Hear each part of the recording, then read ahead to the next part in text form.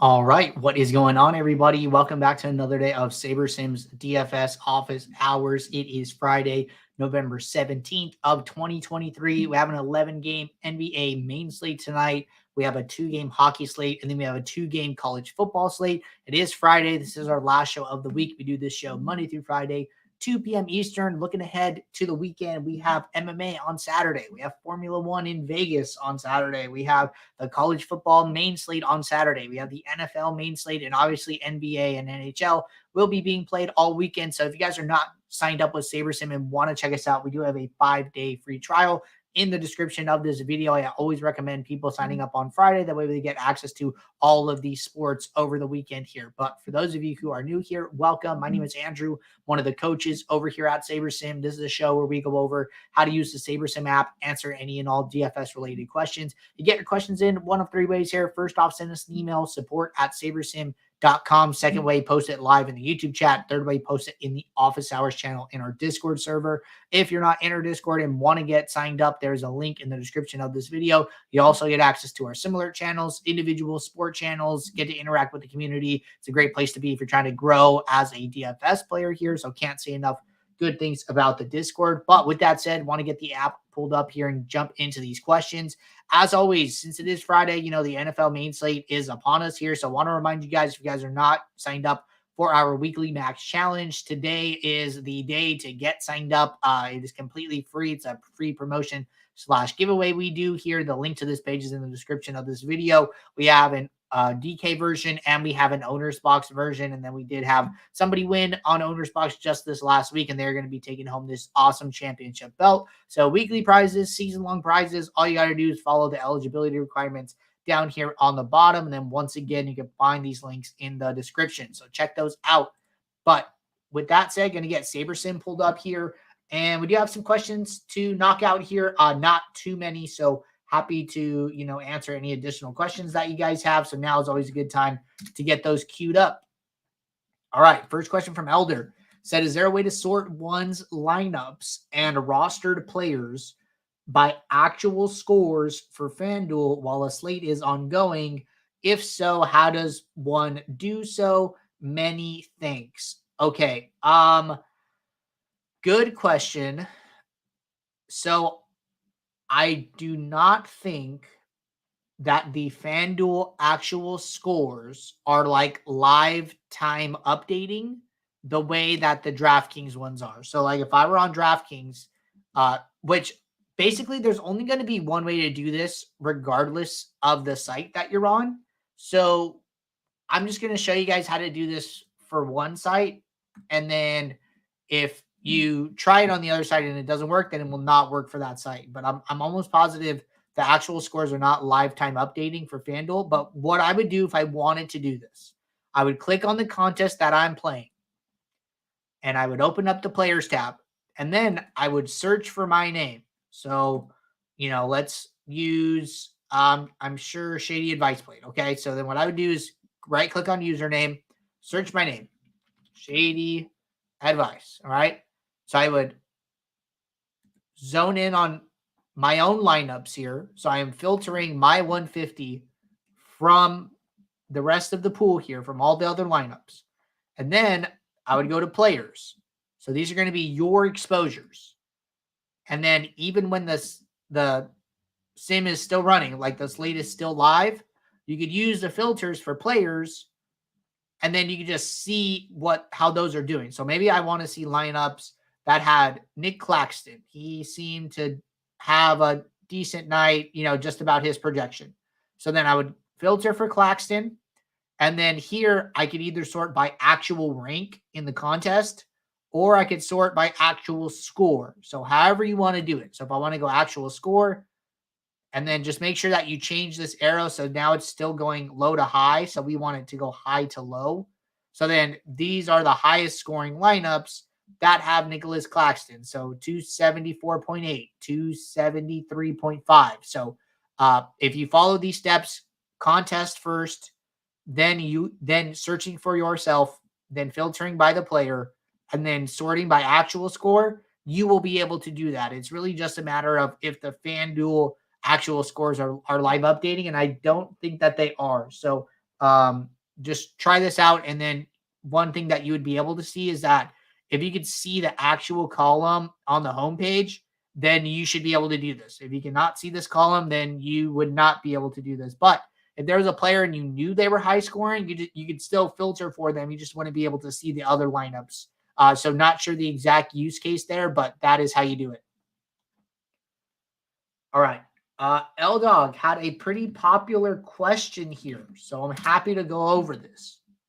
So it said, after sorting lineups by risk-adjusted ROI, do you suggest adding additional filters to further enhance lineup potential? Example, 20 lineups needed and built, then sorted by risk-adjusted ROI, then adding a filter showing highest lineups over projected score of 90 or some other metric to dive deeper into the build, again, to maximize the 20 lineups, or is that diminishing the value of the first 20 risk-adjusted ROI lineups? I think this is a phenomenal question, and I'm happy to talk about it here. So it sounds like you were playing Showdown simply because you said projected score of 90. So that's like fairly low. So that would indicate to me something along the lines of a Showdown process here. But it looks like, a couple of people resonated with this one. So really, I'll tell you guys what I do. So like for classic slates, what I like to do is build my lineups. Oops. And I'm just going to build 500 here. So then I will run my contest sim.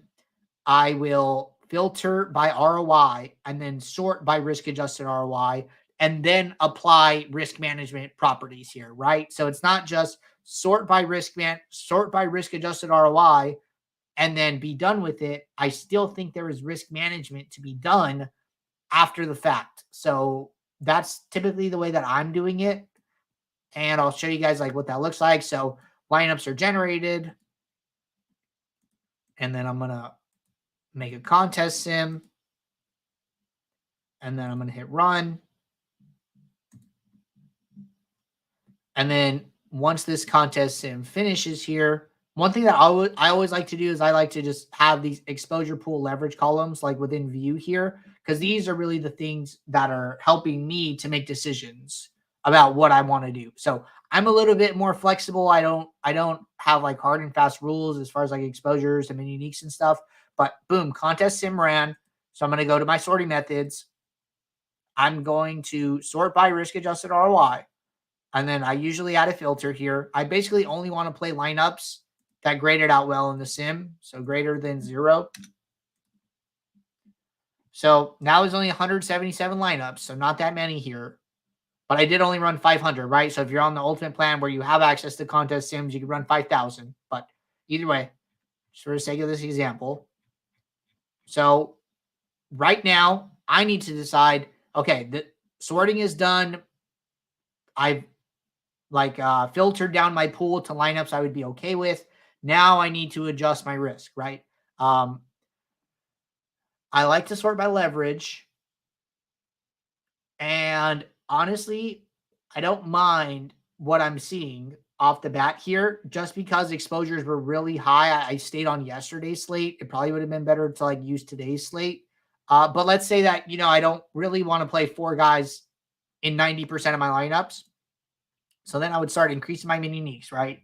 And then I know that I'm not going to be able to go that far because I only have to go to 177, right? So at mini uniques of 3, I'm at lineup 88. At least I only have 2 players above 90% now. Okay, I might be okay with that. At 4, I run out of lineups. So normally what Jordan would say is like, hey, go 1 less than the max. But if you're following this approach, then it's like a little bit different. So like 3 is technically the max. I wouldn't go down to 2. I'd probably just stay at 3 here. And then, although I'm only at lineup 88, I do still have additional lineups in my pool. So this is where I would like fine tune my process, right? So like maybe I don't want 64% leverage on Jonathan Kuminga. Maybe I only want, no more than like 50%. So then I'm going to drop him like 15% here. And then I have this like weird bug right now. Okay. So then I'm going to go to 75. And then I'm going to apply. So then, okay, so then it's telling me, hey, we can only do 80%, which I'm fine with. So then I would go to 80%. And then now me and the builder are on good terms again. So what I did was I used min uniques to get me most of the way there. And then I come in and I do some fine tune adjustments to situations that I'm uncertain about. So 1 to 2 min and max exposure adjustments, and I'm usually fine. And then because I only did those 2, well, hey, now I maintained my min uniques of 3. I still have 20 lineups, but now I'm at lineup 162 out of 177. And then you saw that I was at 90%. I lowered it to 75. The builder said, hey, I can only do 80%. And I said, okay, I'm fine with 80%. That's fine. It's only one more lineup. So like managing your risk after you do the contest sim is still important. Even if you're going further down in that pool, at least you know all the lineups that you're playing graded out well in the sims here because they're all positive ROI. And then you manage your risk further. So I think that this process is completely fine. And these are things that I'm doing or I'm looking out for in the post. All right. Good question there. Next question here. AK had a question. I did respond. It was more of like kind of like a troubleshooting thing. So I just wanted to follow up there rather than like strategy type. Next question. Hey, Andrew, I've noticed that when uploading custom projections, the percentiles do not change. Do you think this would cause any inaccuracies when sorting by Saber score for sports like NHL that are heavily weighted on percentiles? Good question. So, yeah, when you look in the home screen, and I'm just going to go back to today's slate now. When you look in the home screen, the percentiles are static, but when you adjust the mean projection, the percentiles do move. So although like a good example is like, hey, if I increase Joel Embiid from 65 points to, 70 points, I'm not seeing his points or 2-pointers or 3-pointers move. Is that a problem? The answer is no. Although that these, static summary statistics are not moving, the impact that you're making in the my projection column is still having an effect when we go in and build your lineups. So what we do in this case, if we take Embiid and go from 65 to 70, we take his entire distribution, we keep the shape, and we just shift it over. So every time he scores 80, he now scores 85. Every time he scores 50, he now scores 55. So the shape is the same. We're just shifting over the mean here. So although you don't see the percentiles moving, they are moving when we go to build your lineups. Those adjustments are being taken into account here. So don't worry, but definitely worth clarifying. So good question. All right. Archangel Aaron said, is there a way to set a player pool max exposure? Like say you don't want more than 80% of any one player, or do you have to change them one by one? Great question. Yes, there is an easy way to do that. So go to the max exposure column, right click on it, go to the right side menu, and then use this global max exposure option. If I put in 80%, boom, it's going to fill it all out here. There is not an easy way to reset this at the moment. That is something that is coming very soon here. But if you need to reset it, what I would do is just go put in a new global max exposure of 100, and that is essentially resetting it here. So the column header resets are coming back soon, but that is the easiest way to do it in the meantime. All right, last question in the office hours channel at the moment here. Should I limit the number of times I rerun the Sims during late swap? I am starting to wonder if I'm negatively impacting my outcomes by running the Sims too many times. I don't think this is a problem. Basically you're using the same information, but you're just getting different variations of Sims here. So like one thing we say is that, it's super unlikely that you duplicate another SaberSim user at a higher rate than any other user in your contest because of the way we randomly sample the Sims. So there's 5,000 game Sims of each game on the slate. We are taking a subset from each game and then combining them all to create a slate simulation and then building out your lineup from there. So, you could like do this exercise if you go on like a traditional optimizer, or if you change SaberSim to optimizer mode. If you run multiple builds, you're going to get the same lineups every time if you're sorting by projected score, because SaberSim is trying to pack in as many projected points into those lineups as possible. But if you do that same exercise with the build mode set to sim, what you're going to see is that you're going to get new lineups every time because we are randomly sampling the sims each time we build your lineup. So ultimately, you're just going to end up with different lineups, but I wouldn't say the quality of those lineups is any different because you're using the same information each time. You're just taking different combinations of that information. Archangel Aaron said, dang, that was easy. Thank you. Yeah, my man. Happy to help out. Thank you for asking, right? Some people don't ask and then they don't get those easy answers. So happy to help you out anytime. Rob Martinez said, hello. What's going on, Rob? Hope you are having a good day, man. If you have any questions, let me know. Dexter said, thanks, Andrew. Yeah, man, of course. Follow up here. KJ said, makes sense. Was just worried that the current games we have an impact on ROI during rebuilds. I mean, the longer you could wait till the next game starts, the more live information you're going to have to take advantage of. So, like, if you late swap, if there's 30 minutes in between a window and you late swap in the first 10 minutes, you're not going to have as much information as if you swapped after 20 minutes. But, it also comes down to like actual life stuff. Like, hey, are you going to be around? Are you going to have to, be in the car? You're going to have to cook dinner. Like, you got to make some of those trade-offs, right? Or you have to know, like, hey, my process takes like 5 minutes. So I always tell people to give yourself extra time. So if it's going to take you 5 minutes, usually start, 8 minutes, start 10 minutes, give yourself that extra window and just know what your ability to swap is going to be as that window gets closer here. All right. Next question. When running a contest sim, should we run it with SaberSim Ownership or build one? I get confused since I see both options. Great question. So the SaberSim Ownership or any of our ownership buckets are our pre-generated field lineups. We are creating these for you. We recommend running your contest sim against these. When you use the build one option, those are going to be the lineups in your pool. So you are basically simming against yourself. You're simming against the lineups that you built rather than a separate field. So the lineups that we pre-generate are supposed to be indicative of what the field is going to play. Your pool may not be so indicative of what the field is going to play. So in this case, I would stick with the SaberSim pre-generated ownership field lineups. All right, Smacks guy said, how do you recommend we implement our own takes into late swap? I find that oftentimes I get the sim optimal outcome, but it eliminates the ability to add my own flavor due to limited players left. Yes, I would do this before running the lineups. So if there are players that you're going to want, so when you run the late swap, right, you're going to get a new swap workspace and it's going to look like this. I would come in here. I would adjust the projections if you think somebody's going to do better or worse.